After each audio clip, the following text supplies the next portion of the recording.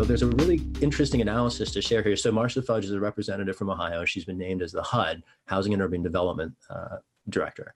And that's great. I'm glad that she has a spot in the administration, particularly because it opens up a seat in Congress. Generally, the movement's concern is don't poach members of Congress for spots in the administration because it's an uncertain political environment. We want to hold those seats. That's a very blue seat. And one person who might run for it, someone I'm very excited about, I would love to see Nina Turner in Congress. And if Marcia Fudge going into the administration creates that possibility, I'm just excited for that, period, full stop. Let's, make that happen. And HUD is the appointment basically that Black cabinet secretaries get appointed to. She's been pigeonholed in a traditional role where, right? And the point here is that she has expertise with respect particularly to her committee work in Congress on issues that relate to the Department of Agriculture and nutrition. And she could be the kind of visionary appointee who has an agenda, who has support from figures including Jim Clyburn, to whom Joe Biden owes his office. Let's just be clear. So when asked by the person who delivered him the White House, which Jim Clyburn did, and we could tell that story if we needed to, but I'll just presume it for now. Jim Clyburn, the person who Biden owes the office to, the dean of the Congressional Black Caucus, he goes to the mat for this appointment, and Joe Biden gives us Tom Vilsack, the governor. Tom Vilsack hates cuts deals with Monsanto. I mean, it's right. Marcia Fudge, when I was in the Unity Reform Commission, I mean, it's actually amazing. I'm going to start paying attention to every member of the Unity Reform Commission and seeing where they ended up. But Marcia Fudge was on the Unity Reform Commission with me. And we, the commission was 21 members and we met, basically over 2 years around the country. And did you have a chance to interact with her directly? Yes, very much so. Very much so. We obviously we interacted with 21 members, so we interacted with everybody. Sure. I mean, it was fascinating to me because she was somebody who was for with the reforms that we were putting forward in terms of budget oversight. We worked very closely with her on that. Great. I can't say it wasn't I don't know. I mean, there was a lot of game playing happening on that commission, but she worked with us in drafting the language and at least publicly facing, which is important if you're a Congress member, she was for the Unity Reform Commission, like the reforms in terms of budget oversight and getting lobbyists out and transparency. And I thought that was commendable. Nice. And my interactions with her were actually quite lovely. And she knew how to really work people kind of, as a Congresswoman, you have to do that. Mm-hmm. So I think it'd be interesting. I didn't know about her agricultural experience until I started reading about it this week, but I think you're right. I mean, it just shows that whoever made that decision and got into Biden's ear about where Marcia Fudge should go. I mean, it shows his blind spots. It shows how he sees race and class and housing, frankly, right now. But, I do really hope that I think she has a deeper sense of what's needed in the moment. I do think she recognizes crises. I think she understands what's written. So I'm hoping that through that position, unlike, say, Andrew Cuomo, who ran HUD in the 90s, we see somebody who can really transform the HUD department because, we have a housing crisis in this country, and you look at cities across the country that do receive federal funding when it comes to public housing, and public housing is in disarray. Public housing is not free for people to live there. They have to pay rent. Oftentimes it's not cheap. It's way higher than many small cities across America if you look at the big cities.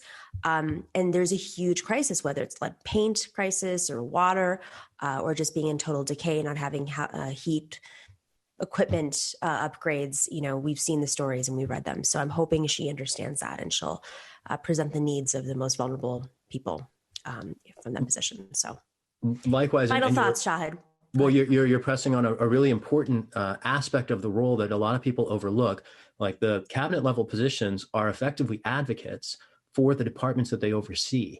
And so you're absolutely right that there is a dire housing crisis. There was a housing crisis even before the pandemic made it worse. Right. And I fear that by the time the Biden administration takes office, presuming for the moment that, the obstacles in the meantime remove themselves, it will get worse. Trump. Basically. Well, and particularly the courts. I don't trust the courts any further than one can throw them. We literally have torturers with lifetime seats to the Supreme Court. Most people don't realize Brett Kavanaugh was a Bush era torture lawyer. This is why accountability matters. And why when people talk about giving the Trump administration criminals a free pass. I remember when we did that for the Bush era criminals because Obama wanted to look forward, not back. And as a result, we now get Kavanaugh on the Supreme Court and Gina Haspel leading the CIA instead of both of them being in prison where they belong. And that's why we need to take on these fights. So when they mock AOC for saying we should try the Trump administration or never let them work again, there is a reason. These people don't go away. They are swamp creatures. They are cockroaches. They literally will come back and, I mean, worse, they eat you alive. They're vultures. They prey on the public. They are predators, like constitutional predators, you might say. And one of them is on the Supreme Court, right? And he's not even the furthest right. Barrett is further to the right. And we've seen the propensity, not just of the Supreme Court, but the GOP Senate as well, to put naked partisan interest in front of fidelity to the country and the people. And so given that state of affairs, I'm very hesitant to be, falsely assured of a transition happening. But just, again, to presume that it happens, I think that Fudge in the cabinet is great because she will be a stronger advocate for housing interventions and support than I think any of her predecessors were. And, especially with members of Congress, maybe hopefully including Nina Turner, clamoring for social housing. And there have been some really insightful proposals. I had the honor of being at the press conference on the Senate side when Bernie and AOC introduced the Green New Deal for public housing.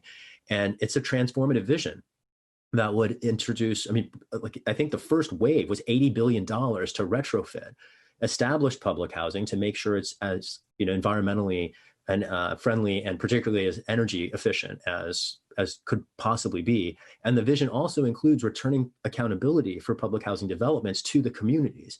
And this era of social housing that we could step into, where instead of governments supporting private development to make affordable units, instead we have publicly owned facilities that can be accountable to the residents and the communities. That's the sweet spot, and we can get there. And that's something that Marcia Fudge might be instrumental in making happen. And I just go back to where we started, which is that if any opening to get someone like Nina Turner into Congress is one we should all be very excited about, because she can do a lot with a platform like that, to ask questions and oversight hearings, to introduce novel proposals, to call bullshit on the corporate Democrats, and to help, frankly, marshal a movement of people around the country who recognize this lack of legitimacy that is spreading across the center, and people who are looking for alternative voices who recognize that we need them. Like, the squad is great and we need to expand it.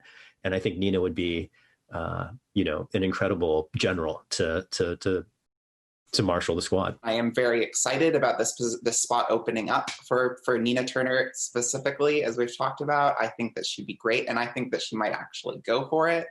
Nina Turner's talked, she just expressed a lot of interest in being the vice presidential pick for Bernie Sanders. There were sort of hints about that. There were hints about her being open to the idea of running for president in 4 years. So I think that this as a stepping stone and any political power we can give Nina Turner, I think would be great right now. So, Jordan?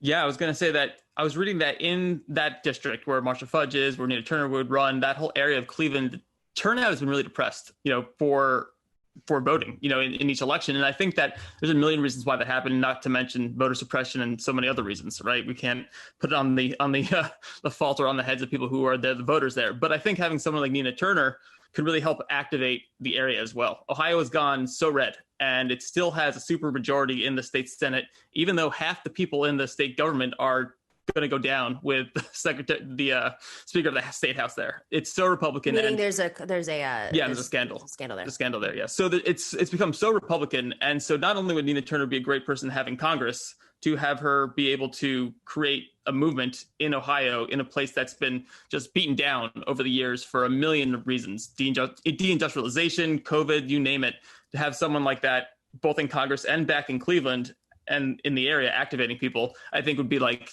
those two things would be desperately needed.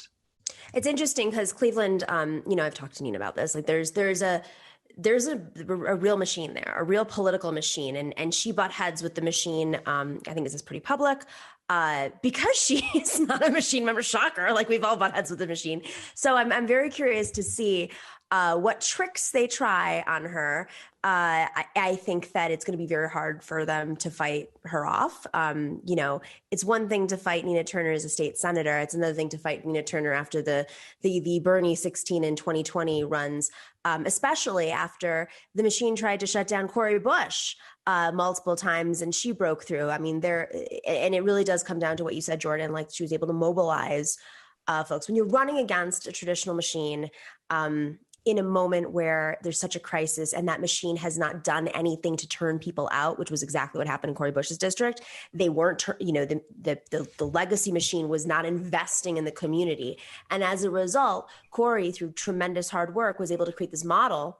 She ran a few times, had her name ID out, built a real campaign that was grassroots and organized. She was able to obviously mobilize more votes. And I think that you might see a similar scenario both urban districts, which is important too, because it's a little bit easier to organize communities when there's so many people in those districts, kind of in a small area.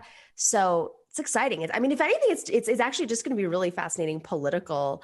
If I didn't love Nina Turner, I would be fascinated with this race anyways, just because it's really interesting political scenario. Yeah, it's also, she doesn't have to run against an incumbent like Cori Bush did, right? There's a big vacuum there, which is absolutely huge if you're trying to be an insurgent candidate winning an office. Thanks for watching and listening to The Nomiki Show. But remember to click like and subscribe on YouTube and please share on social media. If you're not already a patron, please join us for as low as $5 a month on patreon.com/The Nomiki Show for early and special content. That investment makes a huge difference. We are not corporate media raking in the dough. It's really you guys that are keeping us going. So please consider being a patron. And to our current patrons, thank you so much. We are incredibly grateful to you. We also now have swag. So check us out on thenomikishow.com to get your mugs, your totes, and your stickers.